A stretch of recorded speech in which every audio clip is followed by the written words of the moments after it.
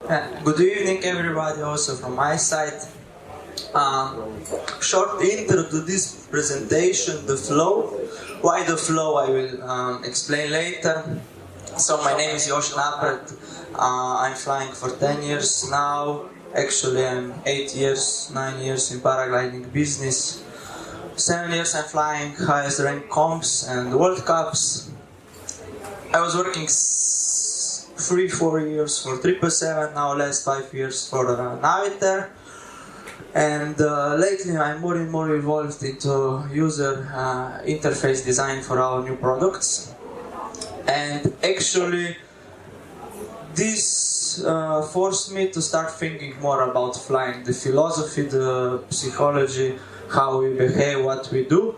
And actually when Gaspar called me to speak about the record, I really said, okay, I will turn it the other way around. Because the record at the end is actually, it could be personal record, world record, but whatever. But I think anyway we are circling in the same loop all the time. You need to do the same things, you need to correcting the same things in all the package. Since I mentioned the loop, through my presentation maybe some things could repeat. And this is what makes the difference, because when you come around, each time you try to correct some things. This way I mean the strategy of flying, tactics, weather forecast, the analyzing, also the equipment. Changing your glider could really makes a difference on the harness, or just simply another settings on the instrument just to make you the trigger in the head to improve yourself. And all about this presentation. It's not a rule, it's my path, my vision, and it was my way that we made the records actually with teammates. Actually I did two. One was 300 out of return on the Gore, and the other one was average speed over 300 out of the return course. Okay, so the flow. Lately was published one interesting movie you can check on the Air Links Academy from Charles Cazot and Seiko Fukuoka, and that flow was explained in a little bit different way. How actually the different things can affect on your progress, and also the end is important in what we do to have fun. So first of all, if you want to fly, you need to have passion. I think we are here, we have it. Once you have passion, you need to stay in the positive flow, so you progress, you set up to yourself a little challenges, and at the end when you achieve these small goals, in my case that was the record, this is somehow the thing which tells you that you are doing it in the right way. And if nothing happens, at that time, it's even better. So, if we start from the scratch, for the record or for any serious flying, you need to be well prepared. Why I put Schwarzenegger? Nobody in paragliding, or actually paragliding is not completely physical sport, but for 10 hours of flying, to keep focused, you need to be fit. You don't need to be super athlete, but it will make your job much easier. You will be able to concentrate on technique, on strategy, following the weather, reading the weather. And if you are not tired after 5, 6, 7, 8 hours of rough flying, it's also less chances for the mistakes and for the accidents. At this point, physical preparation, I would also mention the food and drink. That's one thing we always forget. And for myself, I found out that I'm good for the 10 hours, I'm good with 3 liters of water, 2 Red Bulls and some carbohydrate gels. Some people prefer also some chocolates or even beer, I heard, and sandwiches, but that's personal. But it's good to mention so we don't forget on hydration, because after a few hours in the air, headache and all this stuff can really affect on everything. Mentally, in mental preparation, it's difficult to say. It's more like depending on the lifestyle. The only thing I would point out here is to keep focused. In the way to keep focused, that if you have some problems, if your head is not clear, and if you are really you don't feel well for the day, even if the weather is far the best, in the last 4 years, stay at home, have a beer, whatever. Just don't push yourself if you don't feel comfy. It's difficult to do it, but anyway, there will be a weather. It's not the last day in your life, and for sure you will have some more chances to do it, and maybe it's even better and even more sweet when you do it after the other guys. Technical skills. Technical skills here I would mention the glider, and especially with managing the glider, to have it fully under control. I will explain about this more later. And actually, your task and route or your challenge, you really need to carefully prepare, and actually that's about the next slide. Planning the task itself, it's like this. When you start, the best is with beer, with friends, or winter evenings alone. However, all combinations are okay. But for sure, you need to get some tools to do it, because without map for the beginning, hand map or on the computer, you can do it. And for sure, you need to have some more feedback about flying in that area. And from that point of view, the contents are very suitable to get the IGCs from the previous flights. As the tools to plan the flight, to prepare the task, for sure CU, so the Navigator software, our software is the most advanced tool from what we know. If you prefer free one and more easy one, XC Planner is also quite okay, I would say. But here is quite huge difference, because in CU you can do multiple reply of the flights, you can compare a lot of them, any detail. On XC Planner you are very limited in that way. And all these details, when you go to, actually, if I go now to the last point of this slide, when you do copy-paste of the flight, in that way I mean practical case. First flights from the Sorica were done in long flights, 250, 270, Urban and Aljaž, I think they flew in 2006, 2007. And actually those flights were helpful for us. I took them, for example, it never happened to me in the last 5-6 years when we were attempting this record, that I would flew from Sorica till Gemona just with Uttermas. It happened first time to me now when we did the records. Just because the weather has changed or something, or we were not up there on the right day. That's an interesting point here. Then the planning itself, here I would mention, actually you need to take a look for the most safe and more risky options. When you go to areas without landings, find the alternatives, good ones, bad ones. Always have a plan B, because if you will not have it, sooner or later you will catch yourself into the trouble. When you have somehow your approximate route task, try to determine the weather, or different options for the different weather variations. Practically Sorica again, if you have north situations, you can fly different routes in the Italy, as you have more south wind directions, for example.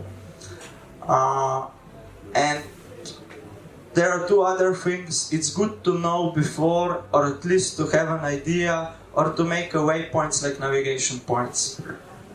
Rivers, villages, cities, if they are there, lakes, there is a lot of artificial lakes, for example, in the Alps, which are really nicely visible and good navigation points. Because once you go, for example, you are sucked into the cloud, you want to go one direction, you have mountain on the other side, you don't know where you are, even the instrument will not help you.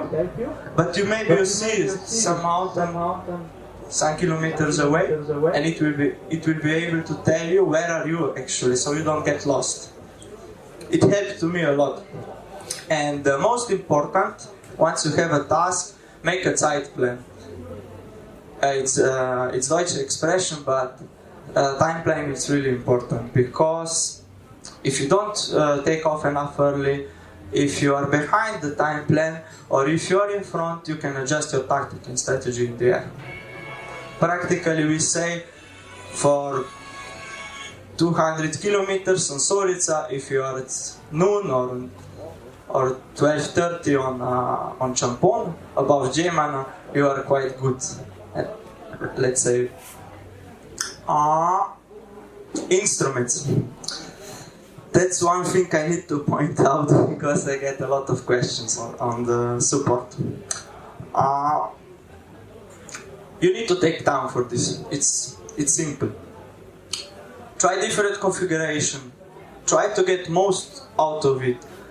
All manufacturers, not only Navigator, they have really nice manuals. You just need to read. Go on the web, download the manual, print it, mark with the colors, whatever you need to really understand what it will show you. Because it doesn't have sense you have spent for the instrument 600, 700, 800 euro, and if you don't understand what you are looking for. That's actually also, through my work, I see that's one difference between the gliding, sailplanes, and paragliding. Paragliding came out from the alpinism more like, and sailplanes, this is real aviation, and that is more technical knowledge. What we are missing in paragliding. This is always when I do the presentations, I always saying, try to get your technical knowledge. It will help you a lot. I understand paragliding is more freestyle sport, and we like freedom, and we don't want to be bored with the rules, but at the end it helps, especially when you go to the limits and when you need to understand what you're doing. So back to the instruments. Try different configurations, screen layouts, copy from your friends, compare from the better pilots, from top pilots, ask the manufacturer. Prepare and use waypoints and task information database. At this point, I would say that it's helpful if you make your own database of various routes in different terrains, so the challenges you are interested for. Why? Because when the weather will come, you will not have time to do all of this. So it's good to have prepared everything in front. Polar curve, suitable for your wing. It's helpful for the arrival altitudes calculations, which are not really reliable, because all the calculations for the arrival altitudes are using so many factors in the formulas that it's really difficult to determine it, but it's good to know how much you can get out from your glider. Then glide, and that's the most important. Two information which you will observe on the ground, in the air. So glide ratio you have, and glide ratio glide ratio you need to reach some point to reach the goal. So that's all what I already explained. And at the end, keep it simple. You don't need 100 information on the screen. Actually, you need 5 or 6 info. Altitude, speed, ground speed, vario is beeping enough. Then you need the glide ratio you have, glide ratio you need, and where you need to go, and the time. That's all what you need from the basics. And it's the same, actually, maybe some of you will don't want to hear that, but when you go to serious cross country, it's the same, from my point of view, it's the same philosophy like when you go on the competition. Because at the end, when you fly the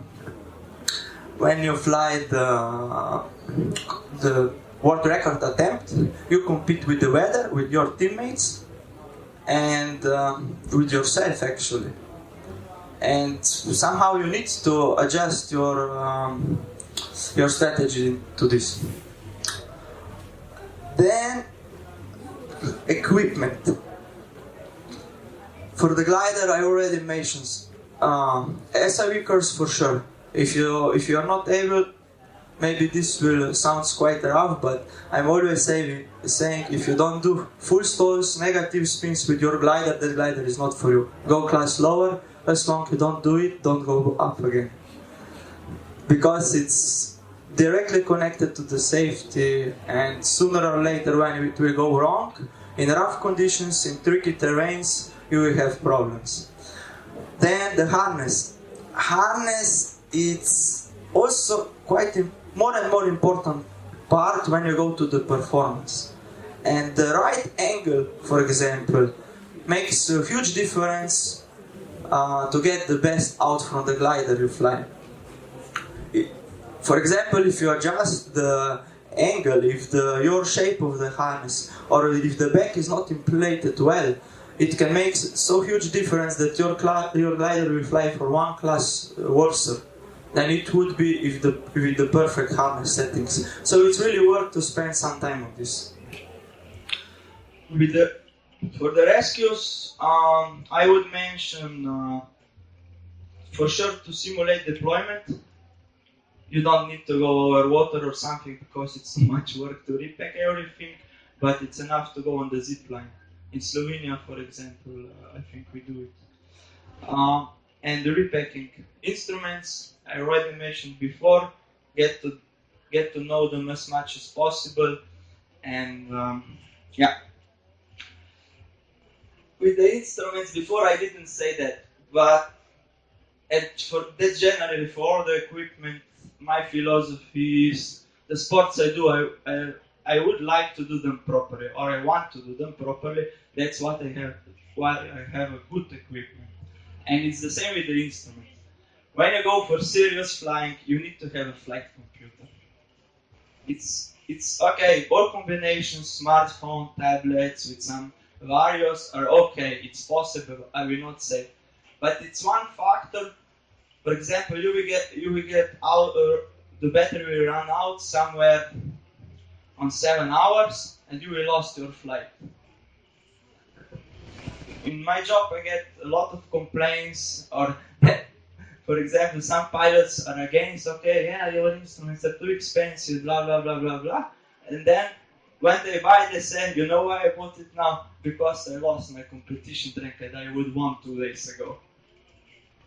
So, yeah, that's my approach to it. Radio, normal one, just to communicate with the world. Ping systems. For me, it's important. Because if you drink a lot, if you eat, you also need to pee, at least to pee. The other things I don't know how people are handling, but yeah. And more popular, and for sure with the technology we have and the technology which is coming, it's Finite Flarum, which is working real time. Smartphones and spots usually are not working where you would need them. So I'm quite against, and actually I would say it's better to be prepared before with SIV, with everything, than later to need all of this stuff, just from the safety point. Yeah, overall organization. Before I forgot to mention, for example, with the CEO, when the day will come, CEO is able now, if you have, for example, Top Meta or SkySide subscription, CEO is able to calculate for 3 days in front when your preset task will be possible to fly. Taking in consideration your average speed and all other calculations. And when the day comes, you already need to know everything. So transport, logistic, for me the best is to land by car after 10 hours, have a beer and ciao. And I'm trying to organize in that way always. Teammates. Gaggle flying. Teammates and gaggle flying. That's second topic, quite a wide one, but for sure now it showed up in quite a few cases that actually the longest flight were flights or the longest flights now, were all done in gaggle flying, really competition style. Our Sorica is the case.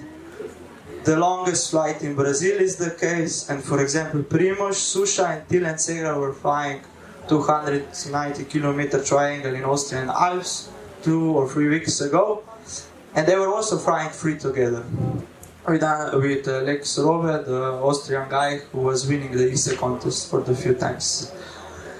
And then bureaucracy. I don't know who likes it, but also in this sport we have it. Before any attempt, you need to declare your flight observer. SMS or email. In every country you have few observers. It's good to know them. Usually the local organizations, like free fly organizations, or they have some information which are these people. Then, of course, you go to fly. By the rules, there should be observer on the ground when you land, but I'm not sure if this ever happened. So this is more like theoretical and practical side of these two things. But in our case, and all the records were confirmed officially, declared observer, go to fly. When you land, you have, I think, 1 week to fill preliminary record claim, and then in next 90 days you need to put other two documents: application form for soaring and task declaration form. And when all this is done, it will take quite a lot of time that FAA ratify your records. This is how the documents look like. This is preliminary record claim, which you need to fill and claim after within 7 days after the attempt. Then, all these records on the FAA webpage, and the distances here you can calculate with the CU or even with the FAA calculator, which is online on the FAA webpage, to get all the right results out. They're really strict here and they're really checking, and this is what it's about on the next document: application form for soaring flight. It's looking like this, and a lot of all the coordinates, which records you did. Now slowly, we were joking that now they need to adapt the forms to the higher kilometers, because, for example, in Brazil they are already quite out from this, and also it looks like for Sorica they will need to change a little bit to update everything. And that's task declaration form. Then this would be about what you need to do on the ground, or everything about you need to thinking about on the ground, and that was the first part of my presentation. Now we will go quicker. Second part on the flight. It's you take off. Sorry, be careful that you take off in time by your time plan, not too early, not too late. If Primož wouldn't take off before 9 o'clock in the morning, we wouldn't do it, I think. And actually, he forced us, the others, that we went into the air in the time. So, even if the weather forecast is not, even if the weather forecast is good, it's not the right every time. And this is why you need to stay focused, observe the weather, even when you are walking up on the takeoff or so on.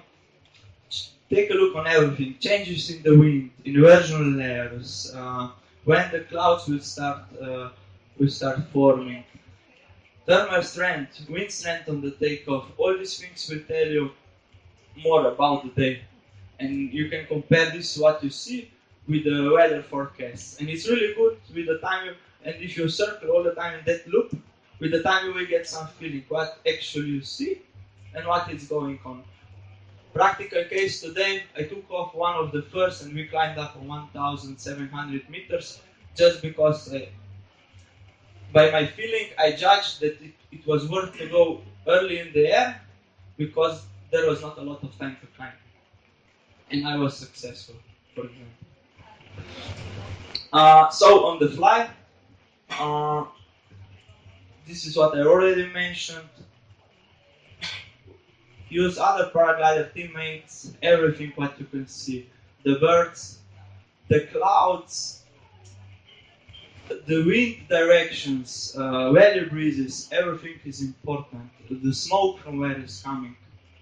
And if you with the time when you look on all these things, you can adjust your line. You don't need to fly straight over your course, what you see on the instruments. You can go left, right, a few kilometers to correct the lines. Sometimes 200 meters, 100 meters left or right will make you a huge difference in order to progress faster, and it will make your job easier for the further flight. So, yeah. Okay, that's actually observation and strategy. I already mentioned that even if we don't want to be in that mode when you go cross country, actually you compete. And you need to behave in that way. This is how I see the things. And yeah, when you are leading, so where you are in front your bodies, when you are in front of your time plan, I try to do this. Maybe it's not seen on the results every time, but this is how I try to do. Look, I'm looking at the instruments and actually saving the altitude and the advantage I have to progress still fast, but with less risks. Always have two ideas, because if you're in front, maybe you will do a bad line and you will need to correct this. Always have a plan B, even when you are following. But when you are leading, you are even more exposed. Yeah, that's the line. Actually, which line to take. When you look the others, what they do behind, which way you can correct, and actually you can, that way you can also more easily evaluate if you are able to come above that saddle, above that peak, how high I will come 500 meters in front. Yeah, and when you go, don't change your mind and go back, because you will lose actually double time. First time because you went, and then the second time because you will spend all the same altitude. You will lose the same thing when you will come back, so double time. And as I mentioned, always have a plan B, because, for example, in Italy, where you have areas here from Sorica with 20 kilometers with no landings, it's good to have a plan B, where you will get a thermal. Otherwise, it can happen in the other. It can complete in the other way. If you are following, it's difficult to say, but actually, what I try to do is always, okay, I stay behind, I did something wrong, I was leading, the others went in front, forget on it for the moment, get a thermal, climb up. First of all, it will clear up your minds, and when you were climbing, you will calm down, you will be able to think what they are doing, what they did, and when you're below cloud base again, or when you came up, start thinking what you will do next. If you see somebody that has, for example, 100 meters in front of you, better thermal, go to him, try to climb up. And yeah, don't try to rush to get them, because sooner or later also they will fail. On 300 kilometers it will happen. Not really fail, but the weather will stop them for a few minutes, and it's enough to get them, if you do it easy way. You just need to stay focused on the thermaling and not pushing too much. And do it we do it on the right limit, actually. Now I have, actually, in the way of analysis, I have few practical cases from our from our record attempt. And here is how Primož got me on the way back. We call this, sadly here, the mouse cave. This is because sometimes the wind, when you come back in the evening, it's so strong here that you can't get back. Sorry, it's here.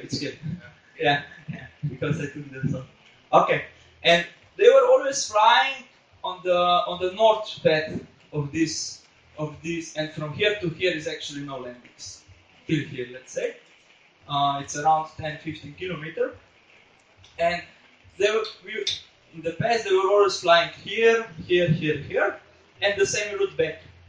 But it happened 2 or 3 years ago that some guys were here much faster with the better weather, because we didn't know that we could jump here over. And it was the same last year when we tried with Primož, made a waypoint, landed back in Tolmin. We flew here, it was a really good line. And by my mind, I did the same. But what happened, because the Primož was observing more and adapting his tactic to the weather, he got me. I was leading 5 kilometers and he got me here, actually. On the traditional route, he had a really good line, some convergence, we were together. And, yeah. So,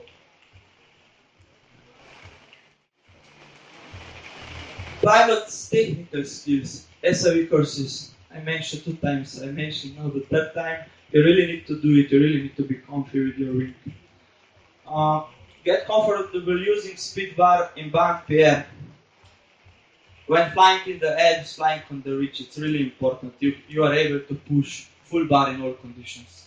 And this is, even if you are confident to do the full stalls, you need to get used to that you don't have too much pitch when you release the speed bar, that you are able to push more over the thermals, and that's good to train. And that's directly connected to your limits, and that you know where is your comfort zone, and if your comfort zone is on the limit of your glider, you are on the good way that you will do it really good. And yeah, that's really important. Get a sense how far you can glide, actually where you can come with the altitude you have with your glider. And these are also experiences flying.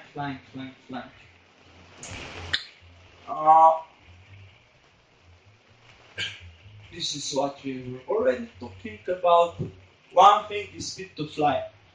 And not speed to fly in the way of McCready, but in the way of how fast to go to keep up the good average speed. And when you get the lift, release the bar. If you see that all reach is working, push full bar. Anyway, it will go up because we are so slow with the paragliders. These things will make you the job easier. Again, control glide ratio. Have glide ratio need to come somewhere. At this point, I would mention the side view, which is available on the most of flight computers, so you can really judge how far you will come how high you will come in your route direction with the altitude you have. And since I mentioned that speed to fly, this is what happened when we came together with Primož. This is like 20-30 meter difference, and since I had a really bad case last year when we landed in Tolmin on the way back because we were pushing too much, it forecasted we pushed too much, and we landed here on the beer without record. And this time happened the same. The day was going down a little bit. It didn't overcast in that area, but I knew that ESA3 has so much more speed than the gliders before that if you push too much, you lose. Then a little bit of McCready comes into the game. And when Primož was start pushing really hard at that point, I released just a little bit. And actually, that little bit in the next thermal and in 5 next thermals on the way back to home made the difference that I stayed up and I could push it at the end where we had a good lift to get also the speed record. because the other guys were staying below because they were pushing a little bit more. They were pushing up to a limiter, I was pushing 1 centimeter less. But not because I would be afraid, but because I didn't want to push actually over the situation or strength of the lifts I was expecting. Analysis at this point, I would mention only actually why I didn't put the successful and tempo did, because you will learn more from the unsuccessful ones, and it's really important to analyze, to compare with the pilots which were flying on the same day, and that way you will circle in all the loop I was talking now, and you will improve yourself if you will change the things you didn't do right. And if you do it right, it happens. Like these happy faces after 10 hours. Yeah, I will not tell how many beers I consume after the flying, but that's the way we do. So that would be all from my side. I hope it was interesting or not.